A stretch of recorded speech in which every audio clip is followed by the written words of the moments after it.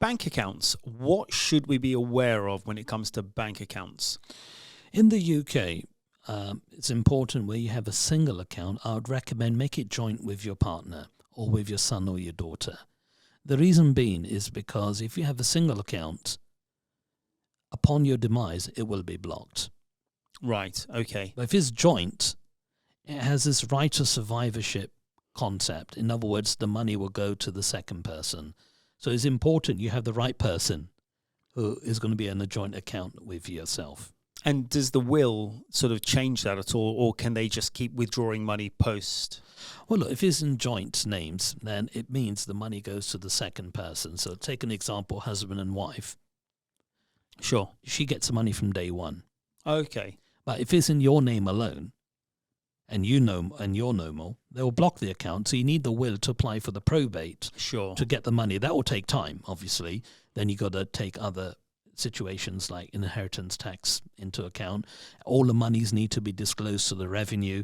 So it's like opening a can of worms. Sure. If it's joint, you save all that aggravation. And I guess it keeps the house running, God forbid, because they can Exactly. still live. And again, going back to what we talked about before, if everything's blocked, then life for the surviving parent and children potentially come to a standstill. That's why what we're trying to do is to create flexibility, that when the breadwinner pass away, the house still continues. It's still running. So always convert a single to joint account. I will also recommend just to keep separate accounts as well for the husband and wife. You never know when it could be required.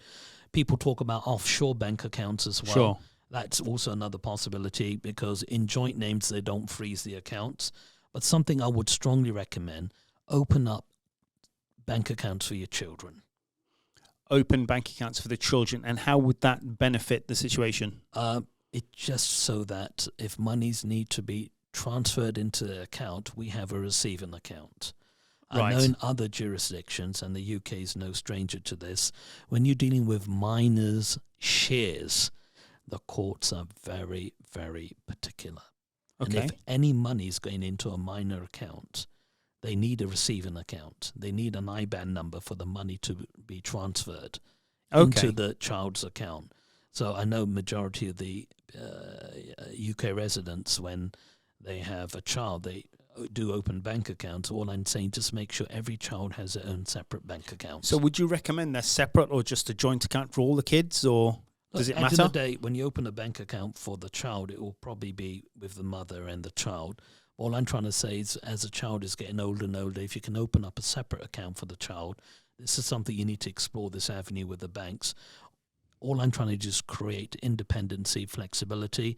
Every person has an account, but if you have a single, make it joint. Okay, and that's the main message, isn't it? If you're on your own and you are married, have a partner, whatever it might be.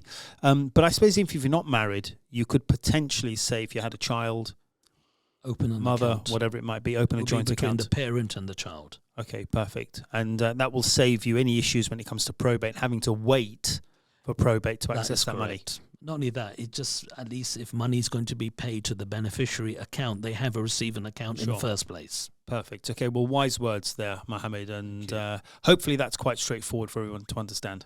I hope so. Thank you very much indeed. Thank you.